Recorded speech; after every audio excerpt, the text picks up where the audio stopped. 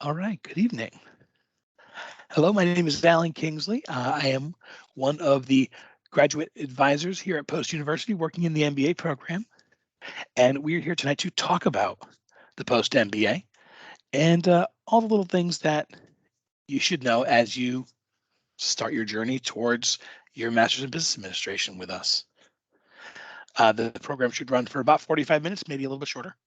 And I'm going to go over a couple different things. I'm going to talk a little bit about the staff, both the people in the academics and the people in the advising office. We're going to go over the curriculum and a typical course load. We're going to talk a little bit about Blackboard. If you've used Blackboard before, it has changed. We've updated it in the last couple of months. I'm going to talk about resources and support services that the university offers for you. Some helpful hints on how to do this effectively and to use all the stuff you're paying for. Go over some important university policies and procedures you should be aware of. And there's going to be times for question and answers. We are a smaller group tonight, so if you'd like to shout out anything that you have, any questions you have, anything you want me to stop for, I'm absolutely fine with that. But let's start first and foremost with some introductions. So the MBA program is part of the Malcolm Baldrige School of Business. Post has technically four schools underneath it. There's the Malcolm Baldrige School of Business, the James P. Burke School of Public Service, which houses education, counseling, human services, things like that. Our School of Arts and Sciences, which is where we get some of the other degrees like computer information services or equine studies program. We do also have American Sentinel College under Post University. They handle a lot of our healthcare and nursing programs. But you're in the Malcolm Baldrige School of Business, and that is overseen by Dr. Jeremy Bauer. He is our dean, and he's very active at our events. He's very active on social media. He is a guy you probably aren't going to interact too much unless you go out of your way to interact with, but very nice guy. And he is in charge of everything here. Helping him is our assistant dean, Dr. Elisa Hunt. She helped create the MBA program here and the MSA program. And so she is more directly involved with the classes that we create for the MBA, the staffing, the scheduling, all those things. And again, they are people you're more likely to run into Dr. Hunt than you are into Dr. Bauer, but they're both very friendly, very happy to talk, and very involved with their students. The MBA is divided up amongst a few different program chairs, and they oversee different parts of different types of classes based on their specialties. Now, I'm actually going to start at the bottom here. I should have reordered this, but the MBA is most directly overseen by Dr. Ohini Kwepong and Dr. Jim Lochran. They oversee the vast majority of our classes here. Dr. Kwepong oversees most of the core. Anything you have with a 5 in front of it, our 500 level classes tend to be his. Anything with a 6, our concentration courses, tend to be overseen by Dr. Lochran. We also have Dr. Majo Jacinto, who runs our Master's in Accounting program. She also has a lot to do with the finance courses here. And Dr. Stephen Onu, who oversees our project management. So anything project management related that you do in the MBA is Dr. Onu. Again, sometimes you will see Dr. Kwepong or Dr. Lochran run classes here.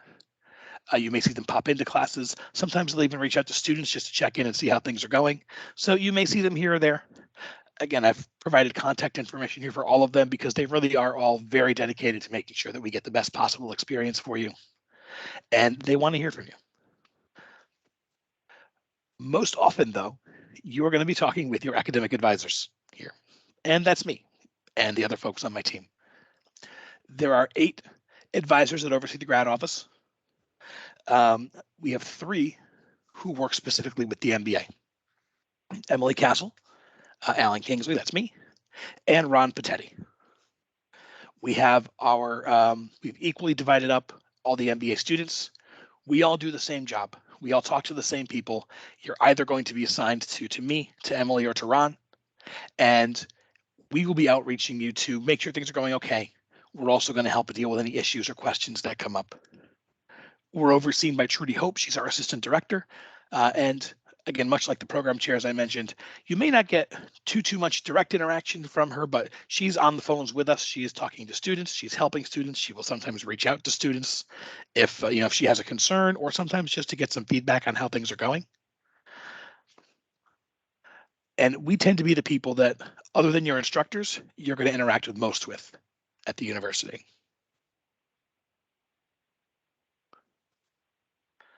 So what is your academic advisor and what do we do here? What I tell my students is that in general, we are here to get you to graduation. All right. We are going to be checking in on you during your course. You should get a call from us a couple times a term just to kind of make sure things are going okay. If you have any questions or concerns or things like that, we're here for that. But we may just be calling to say hi. We just want to check in and see how the courses are going. Or if we see that you're doing, hey, I saw you're doing great, good for you. That's, I'm really happy to see that. How are you feeling about things? We know that grades aren't everything. So we do get to take a look at grades and activity in the classes and see how everyone is progressing. So sometimes you'll get a call if there's if there's a concern about how things are going in class, but sometimes we just want to say, hey, great job. You don't have to wait for our call, though. You can always call into us. Our primary number is 203-568-1652. That goes to the advising office. The way our computer system works is when you call in, it is going to recognize your phone number and try and connect you with the advisor that's on your file. So it should go, if you're my student, you're going to go right to me. If you're Emily's student, you'll go right to Emily. If we are unavailable, we're not here, we're on the phone, something like that, it's going to automatically redirect you to another member of the team. So you may end up talking to Liz or to Jennifer or to Kayla. And that's so you're talking to somebody whenever you call in. But you can always just ask for us and they'll be happy to transfer you. We do also have voicemail, so you can ask to go into our voicemails if you definitely want to talk to, to us. Our role here again is not just to check in, but we're going to help. We're going to make course suggestions. We're going to plan out your degree. We can help with logins and passwords. We're also your student advocate here. So if you ever have an actual issue with the university, with your courses, with your professors, we are your boots on the ground. It is our job to make sure your voice is being heard. The three of us actually have a weekly meeting with the program chairs in the department where we can tell them what we're hearing from our students. What concerns do they have? What issues have they brought up? What's going on? So it is very important to us that the feedback that we are getting is getting passed up the chain to the people who can really make a difference. We do assist with the registration process. Generally speaking, probably 95% of my students let me sign them up for courses just on my own. I can just go ahead and do it. You can do it yourself. I can do it over a longer period of time. Right now, I can register my students out straight through to December. And most of them like it that way. You guys are busy. You've been in class a couple of weeks now. You're probably seeing that. You've got a lot to do. You've got discussion boards by Wednesday. You have responses to do. You have an assignment due every Sunday. You've got all those things that are suddenly taking up all of the free time you used to have. And so the idea of what am I taking in 2 months is probably not top of mind. So Ron, myself, Emily, we are going through and usually signing everybody up for the classes they're going to be taking. We're going to send you a degree plan and we're going to list out what comes next. If you ever want to be a part of this process, if you don't like us doing it that far in advance, or if something's going to change on your end, you know that in July, you are going to Martha's Vineyard, you're going to be gone for 3 weeks, and the last thing in the world you want to do is bring your laptop with you. Then just let us know and we can make changes. It's part of why we try to do things in advance. We try and do that long-term stuff for you, and you just let us know if something's got to change.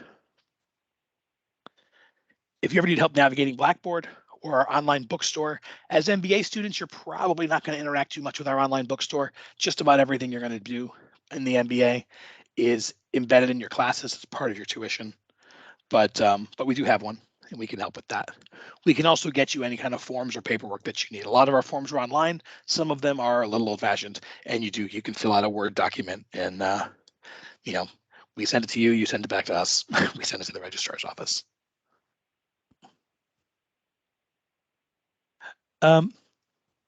Any questions on advising or the advisor, on me or on anyone else on my team before I jump into the MBA? I do have one question. You Absolutely. mentioned about, let's just say, if you are looking to possibly go on vacation and knowing that the program is week after week after week while you're in the program, you would suggest that it's best to reach out to your advisor if you are planning something around that instead of waiting until that time comes and then now you're enrolled into the class and that could possibly jeopardize you. Definitely, yeah. I think if you have a concern about how the rest of your life is going to interact with your class, talk to us. And the sooner you do it, the more, the more options you're going to have. Um, like I said at the top, part of our job is to get you to graduate. So we're always going to try and see, is there a way you can still take a class? Can we make this work? Can we get you to talk to the professor ahead of time? You're going to be gone for a week. Can we manage that week and still let you participate? And maybe you just do a little bit of catch up work when you get back. Is that a possibility? We're going to help you kind of look for those things. But yeah, if you know that, I've got life stuff going on. This is, March is a bad time for me. That's my busy season. It's tax season and I am crazy busy. So there's no way I can make this work. Then just let us know. It's rarely an issue for us to have to move a class. Um, Most of the courses in the MBA run year round.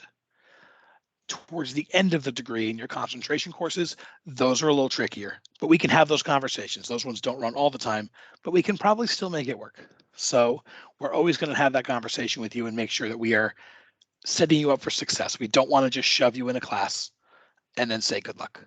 So yeah, if you're ever concerned about how this class is going to fit in with the rest of your life in a certain time period, just tell us and we can talk.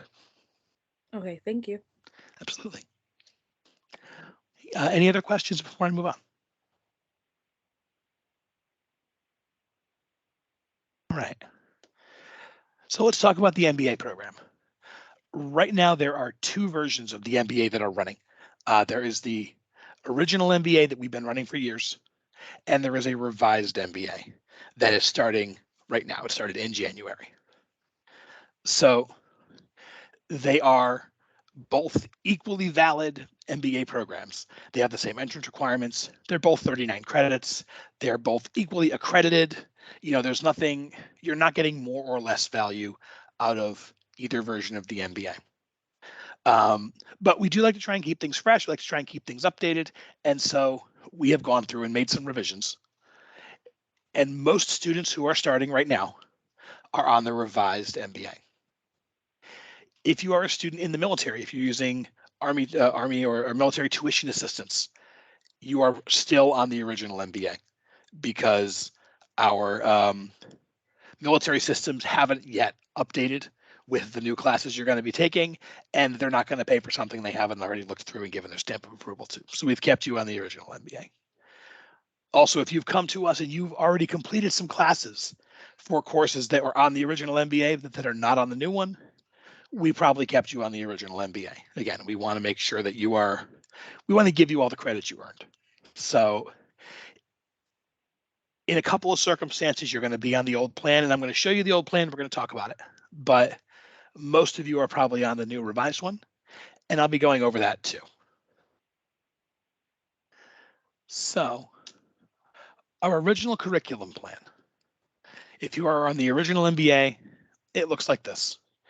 You have 27 credits of core courses, 9 credits in your concentration, and a 3-credit capstone. So there's 9 classes, 3 classes, and 1 class. If you are on the revised MBA, it's just a little bit different. There are 24 credits in your core, and the core are classes that everybody takes. There are 12 credits in your concentration, so there's a 4th concentration course. And again, there is a capstone, which is also in the process of being revised. Most of the classes in your core are the same, regardless of what MBA you are taking. And I apologize, my daughter just got home from daycare in the other room. If you can hear that through my microphone, I apologize. But if you're on the revised curriculum, you are starting in either Business 502, Business Essentials, or Business 503, Individual Performance and Leading Change. If you are on the original MBA, you're either starting in 502 Business Essentials or 505 Organizational Creativity, Discovery, and Innovation. Now, 505 has essentially become 503. There were just enough tweaks to the course that they decided to make it its own course, give it its own course number. So if you are in one or the other, again, you really are getting same skills, same basic experience. It's just a slight change in the way that things are being done.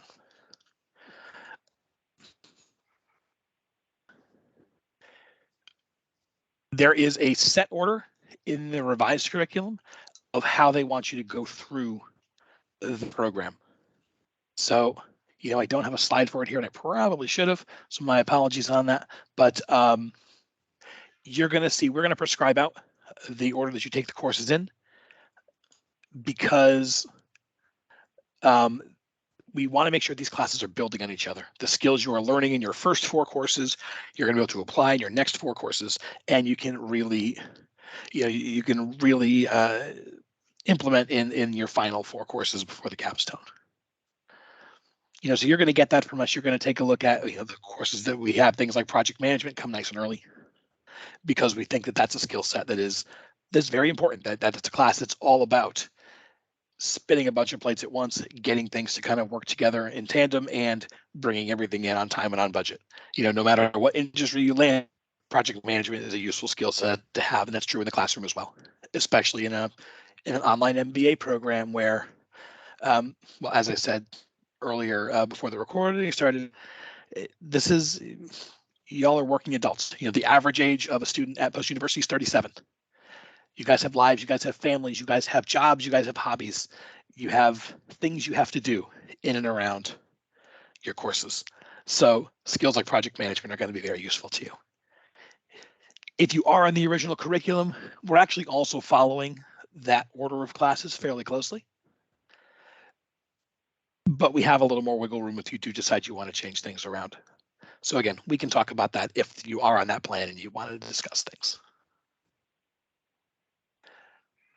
Now, I'm going to go a bit deeper into what these courses look like in a few, but when you get through your core, you're also going to have a concentration, and we have a bunch of them. You may have gone through some of these in admissions. I'm not going to linger too long on a lot of them, but you're either going to have 3 or 4 concentration courses, depending on your MBA.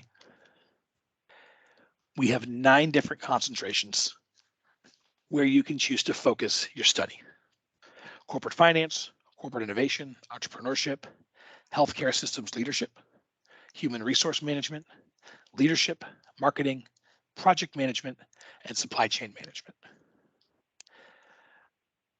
Now, as you saw on the previous screen, most of your MBA is going to be identical to everyone around you.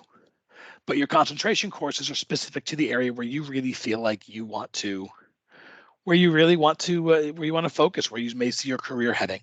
The MBA is a generalist degree. You learn a little bit of everything, but this is an area where you can specialize. So if you do see project management as your future, great. We're going to give you a bunch of project management classes. Supply chain management is something that is actually really huge right now with all the supply chain issues that are happening all over the country in the years since COVID. It became a thing. So, maybe you want to go into supply chain. There's jobs and money in supply chain right now. Human resource management is huge. Leadership is huge. Healthcare systems, healthcare, again, it's on everyone's tongue for the last couple of years.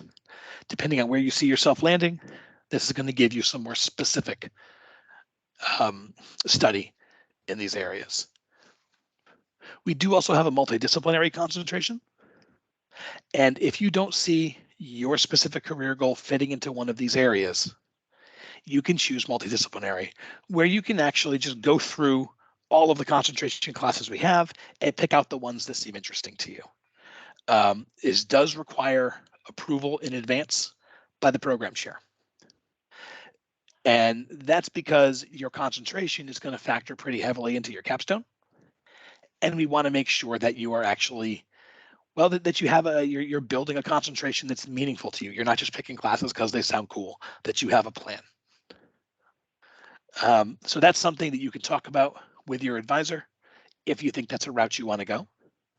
But most of our students, the vast majority of our students fit into one of these areas, and we can have a conversation about that. If you're not quite sure where you land, you don't need to know right away, but we can start to talk about where you see yourself headed and what concentration might be right for you.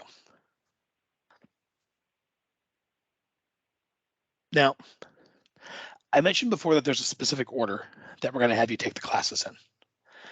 And that's because our classes use something called project-based learning. It's a very different kind of way to approach online learning. It's not something you're going to do right away, but you're going to kind of build into it. So your initial classes are going to be a lot like the class you're in right now. There's unit 1, 2, 3, 4, 5, 6, 7, 8 down the left-hand side. You've got discussion boards to do every week. You have an assignment due at the end of the week, maybe some quizzes in between. You know, it's pretty standard. And if you went to post-undergrad, it's a format you're also very, very used to. But one of the things that we have found over and over again that employers are looking for, you know, we have an advisory board that routinely looks over the classes we offer, the skills that we're teaching. We ask them, what do you want? What would you, who would you hire? Do you want somebody that's got these skills? What skills are you looking for? And what they said again and again is they want people who can work in teams, who can think critically, who can work virtually. So as you progress through your MBA, you're going to start seeing classes that are project-based. So what is PBL? The post-university MBA project-based learning program is a teaching method where students center on a comprehensive organizational problem or opportunity. Students gain knowledge and skills by examining and responding to a realistic and engaging organizational issue. The learning method engages students in their learning through real-world organizational issues. What does that mean? In these classes, you're not going to find a discussion board, or you will, but maybe you're going to use it once or twice. You're also not going to find a lot of graded items. Instead, in most of these, you are going to be paired up with some of your classmates, and you're going to be working with a client. This is a real-world organization who has hooked up with Post because they have a problem. And you're going to get a couple of directives, something that they need by the end of the term. You're going to get a resources tab that gives you a whole bunch of research. And you're going to have some milestones to hit throughout the term. You'll probably have something due in week 2, and then in week 4, and then in week 7. And then the final thing is due, in the middle of week 8. And you're going to get the information to contact the client, and your professor is going to kind of turn you loose and say, okay, guys, go figure this out. And they're going to stand back, and they're going to watch what you're doing.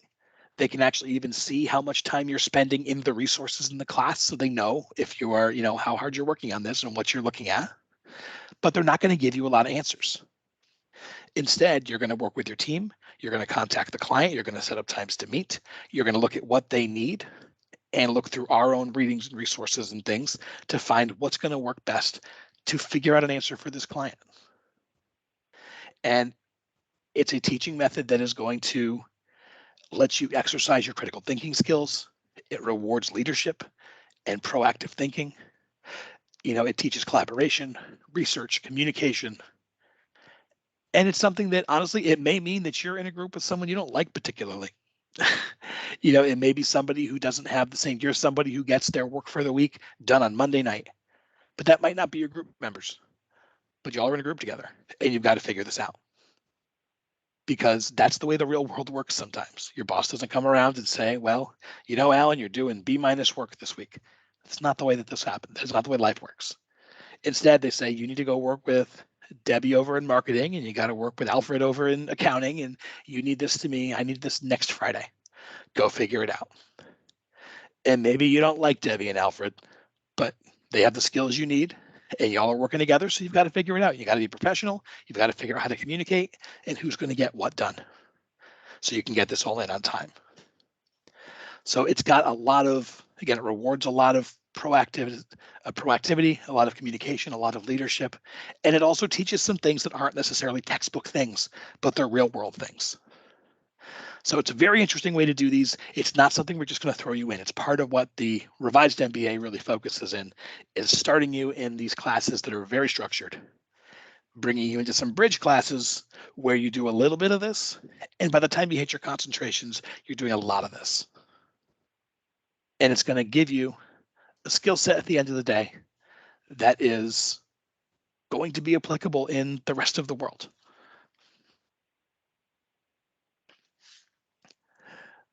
So before I move on, any questions on project-based learning or on the curriculum as I've talked about it so far?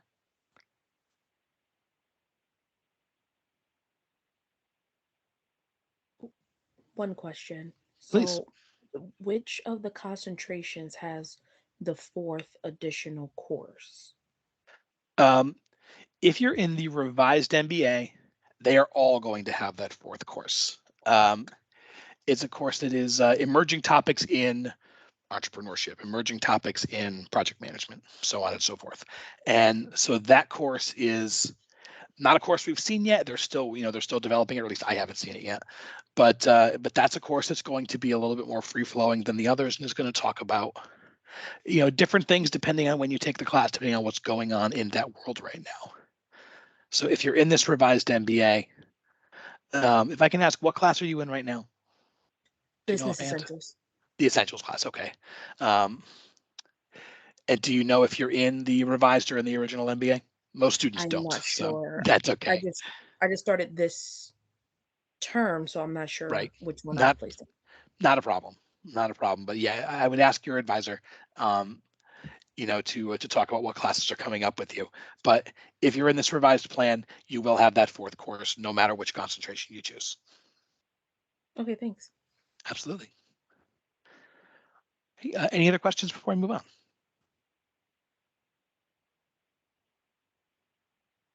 All right. So I'm just going to very briefly talk about the capstone. I am going a little slower than I thought I would, but that's okay. So the capstone, right now, the way the capstone works is always the final course. It's always taken by itself. That's true no matter what version of the MBA you're in. I believe the revised one is going to have a business 695 capstone instead of business 700. But currently, the way the capstone works is there is what's called a cap sim, is a simulated business that you're running with a virtual team. And you are running in competition with the other teams in your class. And that's about 30% of the course. The majority of your class, though, is based around a project. And that's going to be something that can take a few different forms, but tends to be, is often, I should say, something that students will take using their current business, what they're doing right now in their job. They will look around at their current work environment and find something that either doesn't work the way it should or could be working better than it is, or doesn't exist, but probably ought to. And they create that thing using all of the data and information they have at their current job. And it's a project, it's something that is pretty intensive, but can lead to some really interesting results. There are parts of Post University that have actually been redesigned based on people's capstone projects. Part of our military division was redesigned based on someone's capstone, an employee who was taking the MBA program here. Part of our registrar's office was redesigned this way too. The eventual capstone for the revised MBA is probably going to look a little different than this.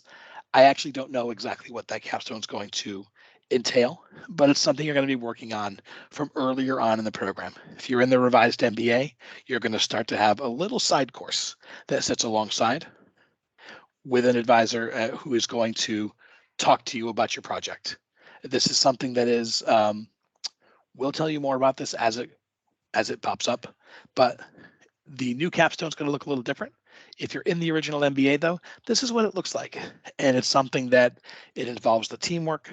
It involves some pretty intense research, but some enjoyable stuff, and a project where you really kind of create something by the end of the 8 weeks. Now, like I said, I want to move along because I want to be respectful of everybody's time here, but I want to talk a little bit about Blackboard and your student portal. So your student portal is something you're probably familiar with at this point. It's how you get to Blackboard. There are a few different ways you can access your student portal, but I'm always going to tell you the best way to do it is just to go to the plain vanilla basic post website, www.post.edu, and there is a student login button in the top right. It's always the best way to access it. It's the cleanest way to access it. Often when someone calls up and says my student portal is not working, it's because I find out they're going in there some other way. But post.edu, go to student login. And it's going to drop you on a screen that looks something like this. There are 6 main tiles on the top. There may actually maybe 7 or 8 at this point, but there's access into Blackboard. There's part of your financial profile. There's you do have the ability to register yourself in courses through this screen as well. There's a document center where you can find things, forms to update your information, your personal information, or your major if you need to change a major, stuff like that. There's also access to Office 365. Okay, this is something that you get as part of your tuition.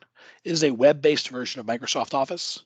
So if you need to use Microsoft Word or Excel or PowerPoint or Outlook or something like that, actually Outlook is where your student email is. So if you go through Office 365, you'll find your student email, but there's other things there too, and they're all the Microsoft Office applications you're probably already familiar with.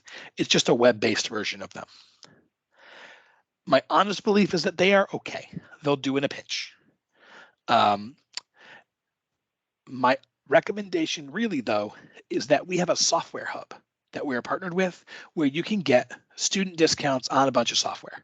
It's not fun stuff, but it's all student stuff, business related stuff. It's also things like the suite of Microsoft Office. As a student, you can get the whole thing for like $30.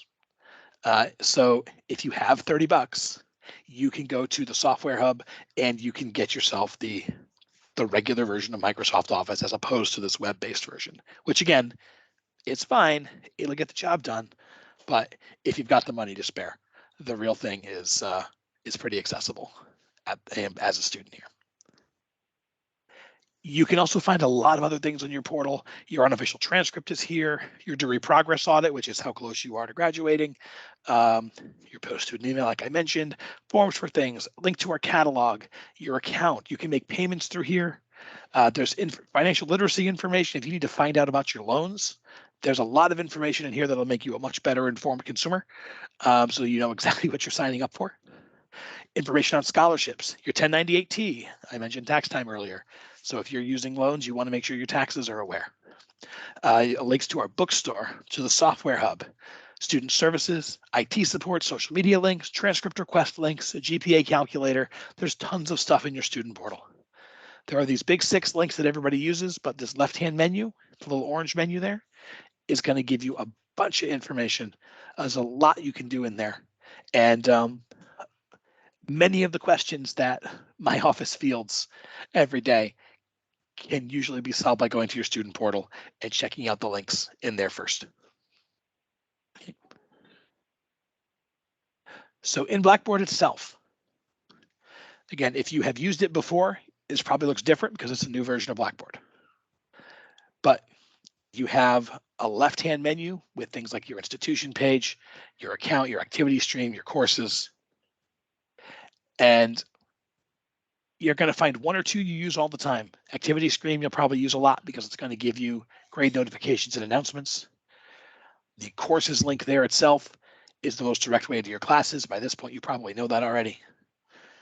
But the institution page up at the top left, that's where you can get to our library. That's where you can find the advising page. That's where you're going to find information on tutoring and some academic policies if you want to look those up.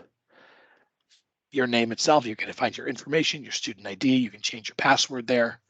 Down below, messages. That'll bring you to messages from your professor, and they do divide them up by class. There's a link there right to your grades. You don't have to go into your class to look at grades. You can just click on grades from this main menu. There's also tools down the bottom. It's going to give you a link to TutorMe, which is one of our tutoring services. Okay, take some time to explore in here because there, again, there's a lot of useful stuff. And we can help walk you through it too if you're ever not quite sure what you're looking at. Now, I do want to highlight a couple things. One is the Center for Academic Success. We have 2 main ways of two main ways to support our students who are struggling in class. All right, the first is the Center for Academic Success. You can find them by going to the institution page, and then they have a link down under student resources in there. Center for Academic Success is located on the main campus. If you are local to Connecticut, you can go to campus and you can enter their office and say hi. But these are people who work directly for Post.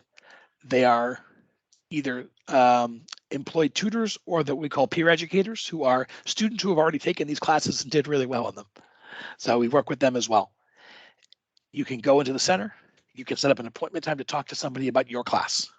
They have a website and they actually have a whole online scheduling system where you can pick a time, you can pick a person, and they will work with you over the phone. Again, they will work with you in person if you're local, but they are a great resource for a lot of these classes. I will say they have more resources available at the undergrad level than they do at grad.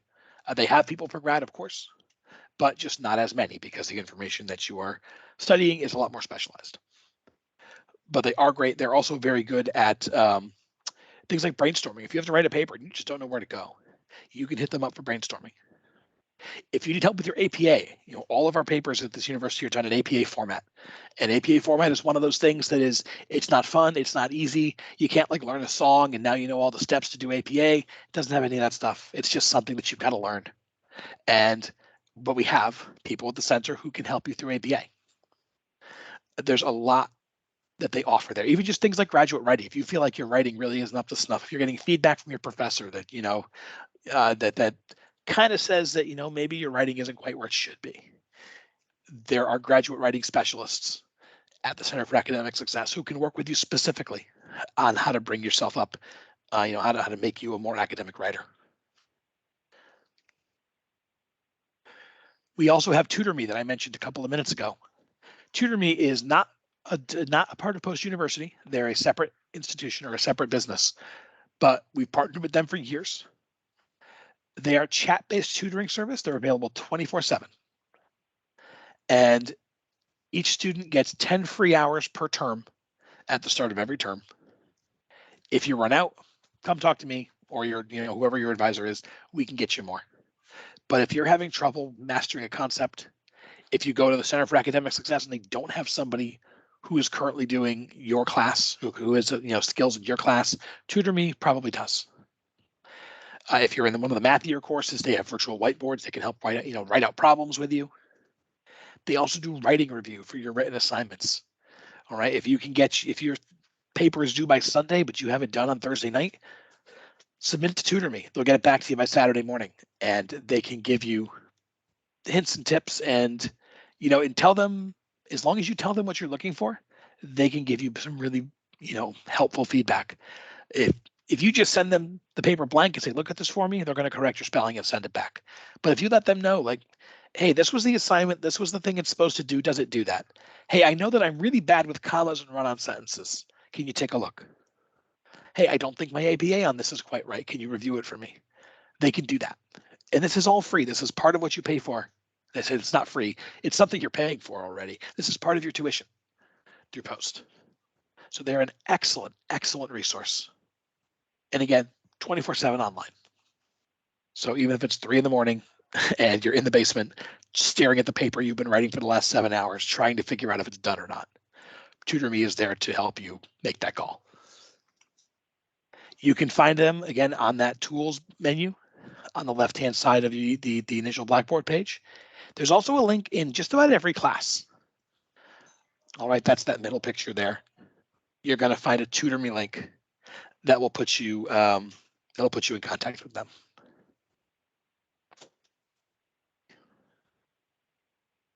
Also on our institution page, you're going to find a link to our library. You may already be familiar with the library, but the Troward Digital Library is what houses all of the journals and all the books and plenty of the resources you'll find that we use in our classes.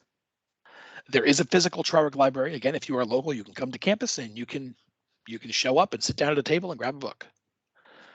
But the digital one's much larger. If you go to the institution page and click on library, it's going to drop you on this page that you see in front of you. There's a search bar in the middle. You click on that search bar and it's going to let you search through all of our journals and databases. That is actually a picture of a search bar, just so you know. You click on it, it's not an actual, you can't actually type into it. You click on it, it's going to bring you to a new page. But from there, you can click on anything you need. You can search by keyword, by author, by subject, by title. Anything that you want to review. There is also LibChat, which is run by our school librarians. So if you need help with something, you can talk to the folks who run this all day long. They're excellent at helping you find the stuff you're looking for, help directing you through the different parts of the library, through the different databases. They're a great staff there. Now, also on this main page, this is where it's going to land you. You're going to see the big thing and you're going to want to click on it. But if you scroll down, you're going to find a variety of databases. Okay, you're going to find a long page that looks kind of like this. And these are not just a list of our databases, but databases that have been specifically chosen by the dean of each school that they think will be helpful to students in their programs. So you're going to see one for the Burke School of Public Service, one for the School of Arts and Sciences, and one for the Malcolm Baldrige School of Business. So these are all links that have been chosen by Dr. Bauer because he believes that this is going to be a useful tool for you. And some of them are in all of them. Things like EBSCOhost that's a database that's universal. No matter what you're doing, you're going to find EBSCOhost to be a useful tool for you. But some of them are more specific to business students. So if you're not quite sure where to start researching, this list of links may be helpful to you. Now, in every one of these sections of links, there are two that I want to highlight and that every student should be aware of. One of them is called Academic Writer. This used to be a site called APA Style Central, but this is where if you ever need to check your APA format, if you're not quite sure how you are, again, whether you've cited something properly or what your cover page should look like or whatever, Academic Writer is a great database to look at. There's something else online called the Purdue OWL, the Online Writing Lab, OWL. The Purdue OWL is the gold standard. Anything you find at the Purdue OWL, it is correct. Period. End of story. Academic Writer, though, was also very good. And it's, again, if you're ever not quite sure about how something should look in APA, Purdue OWL or Academic Writer. Just below Academic Writer is Grammarly. Grammarly is something you may have heard of, maybe because I'm an English geek, but I get ads for it all the time when I'm on YouTube. You may have seen it as well. But Grammarly is something that this is like a spell checker on steroids, and you get it as a part of your tuition with Post. So some of our students come into the program already paying for Grammarly Premium. You can cancel your subscription. You have one as a Post student. Grammarly is something you can set up to work with your word processor. You can set it up to work on your, on websites. There are a few different ways you can install it on your system. And it's going to not just check your spelling, but it's going to look at your grammar and the way that you're structuring your sentences. Excuse me.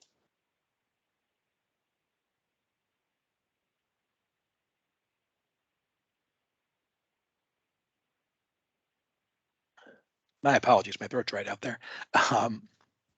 But Grammarly is fantastic because it's not just checking your spelling, but it's actually looking at the way you are writing. And it's going to highlight things that it thinks are wrong, but also things like, hey, you used this word 3 times in the paragraph. Did you really want to do that?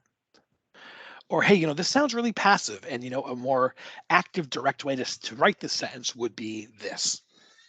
And you can even set it for how you are trying to write. Are you trying to write casually? Are you trying to write formally? Are you trying to write for a job interview? All of those things are going to dictate the way that it gives you feedback. Grammarly is awesome.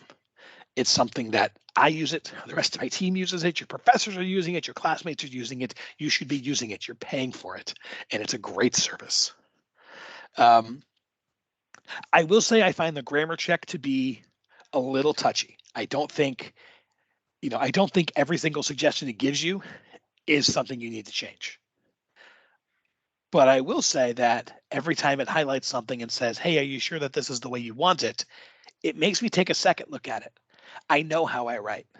I know where I'm good and I know where I have trouble. Personally, I write lots of long run-on sentences. They're grammatically correct, but they're long and complicated. And it's because that's fun for me, but it's maybe not the best way to convey information. So when Grammarly tells me, hey, this sentence looks weird, it makes me stop and reassess and say, is there a better way I could have written this? Because maybe I've written it in a way that's going to confuse somebody. Again, I can't give you enough praise on Grammarly. Find it, use it, love it, take advantage. All right, and again, I am running long. I apologize for that as we are coming up on our hour, but I want to run through some other important stuff here. So I am just going to charge forward, but I will be happy to stop and answer any questions at the end. Okay, important resources. your academic success counselor. That's me. Again, I called us advisors earlier, and that is correct. We are academic advisors. Technically, our title is academic success counselor. Same difference. Our number again, 203-568-1652. Your instructors, reach out to your instructors. All right, they're not just here to grade your papers. All right, they want to be helpful to you. They want to see you pass their class. And I will tell you, as somebody who has, I'm not teaching currently, but I have taught many classes, and the students who ask me questions, the students who come to me after, who send me emails, who reach out to me, their names I know, and that does make a difference. All right, so don't be intimidated by your instructors. Ask them questions. It's part of what we're paying them for. So ask them questions. The program director, the program chairs, they do want to hear from you. You're not intruding on their day. There's a reason I have all their email addresses at the start of the presentation, because they're very helpful. They're very student focused, and they're worth speaking to if you feel like you have something to speak to them about.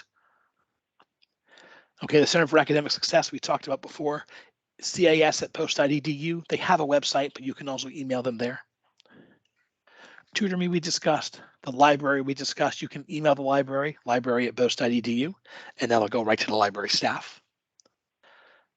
The Post University Bookstore, www.postbookstore.com. Again, as an MBA student, not likely something you're really going to need. If you are in a class that does require you to buy a book, you're almost certainly going to hear from me, from Emily, from Ron before the term starts to let you know that. Not really something, the MBA has been designed so it's not something you need to worry about, but just in case. The Center for Career and Professional Development. All right, this is something that is, again, part of what you pay for with Post. They are a staff that is dedicated here not just to helping you buff up your resume, although they'll do that. They can help you find, they can work with job placement or finding you internships in places. They can do interview prep. There are a lot of services that they can assist you with if you are looking for a new job, or if you're even just thinking about it because you know that you're pursuing your graduate degree, and when it's done, you're going to want to you're going to want to use that in some way. Talk to the Center for Career and Professional Development. They've got some great stuff. SOAR.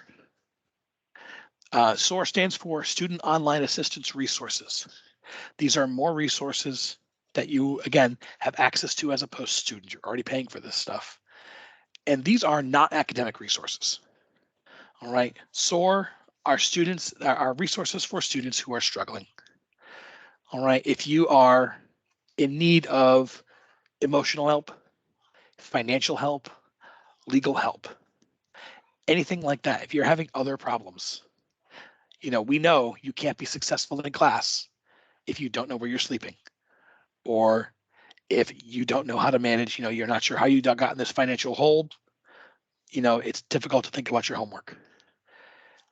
Through SOAR, you have access to resources that can connect you with people that can help you. All right, it's not just like 211 stuff. There's a lot of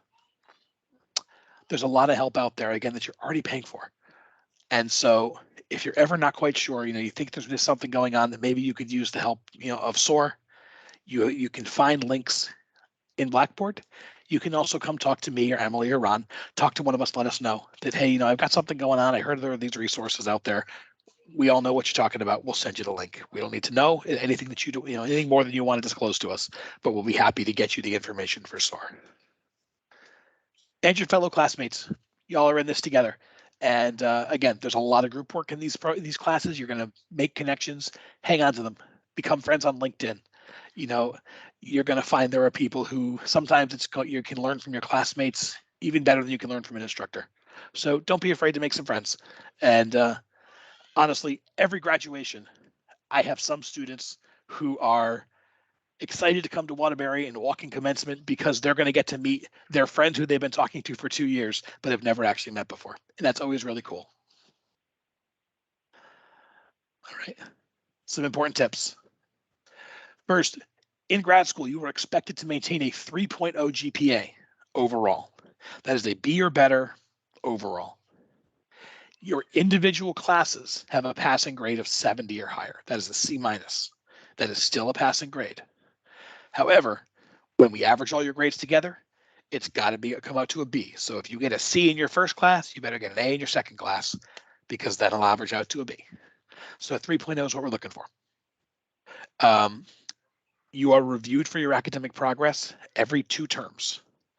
If you are not at your 3.0 GPA, then you're going to go on academic warning. This is also true. You need to be passing at least 2/3 of the classes you attempt. So if you're under that 2/3 mark, you will go on academic warning. If you go on academic warning, you will have 2 terms to bring your GPA and your PACE up to the 3.0 threshold and the 2/3 threshold. If you're on academic warning, you're also going to be hearing from your advisor a lot more frequently. We try and check in weekly to make sure everything's going okay. We want to see you be successful. We want to make sure you have the tools to be successful. If there's an issue, if there are concerns, if there's something you don't understand, we want to make sure that we're there. So we're going to check in a little bit closer. If you cannot reach the threshold by the end of your warning period, you will be dismissed from the program. You can appeal. It's not the end of the world. We understand that things happen. So, if there are circumstances, sometimes life happens, but so if you can't quite make the grade, there's an appeal process. We can talk about it if that happens. But this is in general what you are shooting for, is a B or better, not a B minus, a B. But if you come up a little under, it's okay. We'll talk about it. We'll make sure that we get you on track and you know what you need to do to get yourself where you need to land. Maintain a minimum Blackboard login of 4 times per week. Every class is a little different, but this is a good baseline for yourself. You should expect to be in Blackboard 4 days a week, at least. And part and parcel with that, take note of minimum postings per instructor. Again, this may be different depending on the class that you're in, but every instructor is going to want to see some amount of engagement in Blackboard, some expectation. Usually, you need to make your initial post, your response to the instructor's question for the week by Wednesday night, so by midnight tonight in this case, and then a certain number of responses to your classmates by Sunday. Often, this doesn't include your classmate responds to you and then you respond back to them.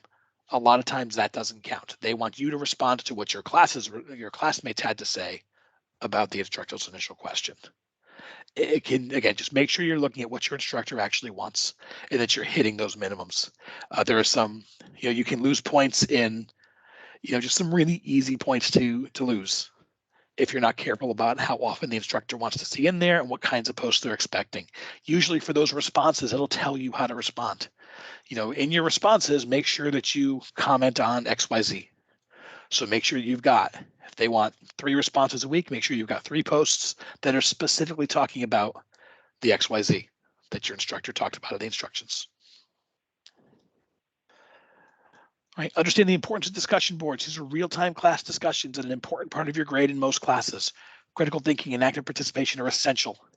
Discussion boards are not something you should blow off. Not that I think y'all would do that, but it's not a small part of your class. If you look in your course syllabus at the start of the term, you're often going to find that your discussion boards are 40% of your grade. So if you're not putting in the time on your discussions, then you're losing out on 40% of the points in your class. All right, this is your opportunity. We don't have a real class where you can raise your hand and look them in the eye and tell them what you know. This is your place to do that. This is also where you can pull in lessons from other classes or from previous units. This is where you can show that, hey, I did my research here, here, and here. Here are the links. All right, the discussion boards are where you can stretch your stuff. Make time for graduate work. Review new courses and objectives early. Let me know if you'd like a sample syllabus prior to class start. All right, most times we can get you an old syllabus from a recent time your next class ran. Okay. So if you're not sure, like, hey, am I ready for this class? What do I need to do to prepare for this class? I can show you what happened the last time the class ran. Here was the syllabus that the instructor created. So maybe that's not exactly what your upcoming class will look like, but it's going to give you a pretty good idea. All right, and in terms of making time, I tell my people to, every class you take, expect that this is a part-time job. All right, so really like 20 hours a week. Is it going to take you 20? I don't know, maybe. Some may be more, some may be less, depending on your own personal strengths and experiences. But that's, if you give yourself that expectation of 20 hours a week per class, then you've got enough time to make this work. Order your book early if applicable. Again, often not going to be applicable, but you want to make sure. You will also get a pass-fail option in this program.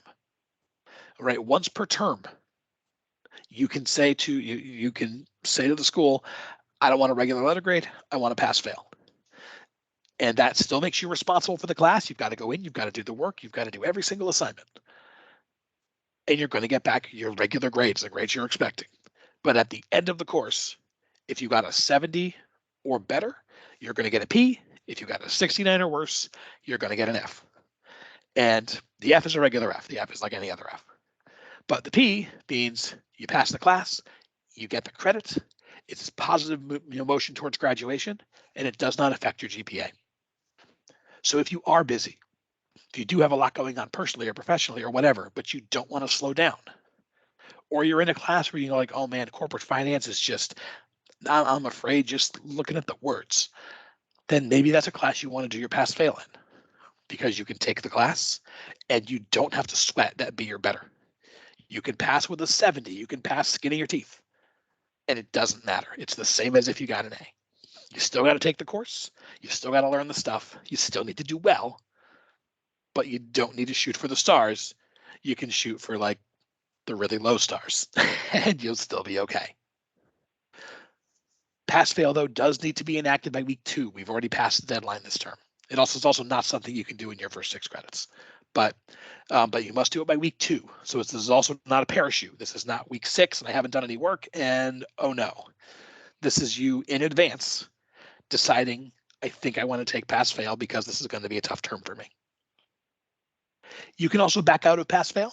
So if you opt in week 2 and by midterms you're doing great and you think you maybe overblew this a little, you can take it back by week 4. Again, if we get into pass-fail, we'll talk about it. And you can always contact your advisor for information. All right, last slide. Policies and procedures. We have an add drop period. That is week 1 of the course. All right, for most students, that is Friday at 5 p.m. Eastern time is your drop deadline. If you're a military student, it extends to Sunday because that's part of our agreement with the Department of Defense. But for most of you, Friday at 5. On week 1, you can say, I want to drop my class, and we will pull it off your schedule. It'll disappear like it never happened. All right, adding a course, same deal. Sometimes we can add through the weekend, depending on it's holiday weekends and things like that. But add drop is week 1 and week 1 only. As of week 2, you're in the course. You can still withdraw, but it's going to put a W on your transcript and you're on the hook for some tuition. If you need grade cards or a confirmation of enrollment, all right, these are grade cards, essentially like a report card from when you were in high school. If you need something like that, online at post.edu, that is the main email address for our registrar's office. Again, they are the keeper of records. All that stuff has got to come from them. So you can email online. You can also order them online. We have a partner service called Parchment. They do our transcripts as well. But we can definitely get them to you, especially if you're using employer reimbursement for your grades. They often want to see a grade card. Or if you are applying for some kind of benefits or social services or things like that, they want to see a confirmation of enrollment. If you need that stuff, come talk to us. Often, though, we're going to have to send you to the registrar's office. Invoices come from student accounts via student finance. It's another employer reimbursement thing a lot of the time. They want to see invoices. But you can talk to us or you can talk to your financial aid advisor. Registration, we spoke about that a little bit already. I do most of that. I'm going to register you out probably for the whole year. So that way you've got a nice clear path through your degree. But if we need to change that, we can talk about it. If you maintain a 4.0 GPA, that is a perfect day in every class from start to finish. You will graduate with distinction. In grad school, we do not have Latin honors. We do not have cum laude, magna cum laude, summa cum laude. It doesn't exist here, just an undergrad. But if you can get a 4.0, you do graduate with distinction. It appears on your diploma. You get a special note in the program at graduation. I get a couple students who can do it every year, but it is very hard, but it's something to shoot for. If you are a military student and you are using tuition assistance, the military is paying for you to go to school. You have TA paperwork. You have to submit it every single term to the military. That is usually also true with employer reimbursement, every single term. Every time a class starts, you need to have your TA paperwork or your employer reimbursement paperwork handled. All right, it is not a set and forget it thing. This is something you will have to do every time. If that's something that we need to discuss, talk to me. We'll make sure that we get you on kind of a schedule to make it happen. As well, each term connect with the finance office to ensure your classes are covered if you are using student loans. All right, you do have, everybody's got a financial aid advisor, whether you're using financial aid or not. We have 3 who work with the grad office: Gabriel Valentin, Carolina Hidalgo, and Mark Emsack. All right, they're great. They're very busy people, but they're also very responsive. If you call in, we're going to try and connect you. If they are on the phone with somebody else, and 9 out of 10 times they are, then they will give you a call right back. You can also email them. I have their emails right there. You've also probably gotten them in other emails already. The assistant director for graduate and military financial aid is Mariah Kahn, and our director is Christopher Fusco. Mariah and Christopher, with any luck, you never talk to them, because if you're talking to them, that means there's a problem. But they're there as well. Again, they're super capable and responsive, at least in my experience. And if we need them, they are there. But talk to us if you're having trouble getting a hold of anybody. If there's an issue, let us know. Again, we're your advisors, we're your student advocates. These guys are too, and they work hard at what they do. So we want to make sure that you are getting the answers you need in the time frame that you need them. All right, and with that said, any questions? That was a lot of information thrown at you very quickly. I'm sorry, I ran way over what I thought this was going to take, but I do hope it was informative. Questions on anything and everything? I'm yours.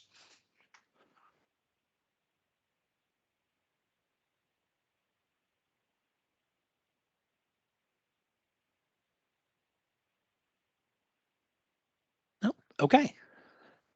All right, well, if there's no questions, then if something pops up 5 minutes after we sign off, please, by all means, email me. My email address is my first initial and my last name, so it's akingsley@post.edu.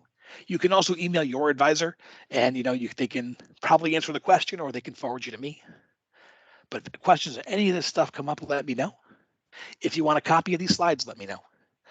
We are absolutely here to help you. We want to see you be successful. And please don't ever hesitate to get in touch with anything that's on your mind. Thank you. I'm so glad it was informative. Again, I really hope it helps, and this is going to help, charge up your start with the university. But with this, I'm going to stop the recording. I'm going to let you all go. Thank you so much for attending. Good luck. Welcome to Post, and we'll talk to you soon. Thank you. Thank you. Take care. Thank you. Have a good night. You too. Take care. Bye.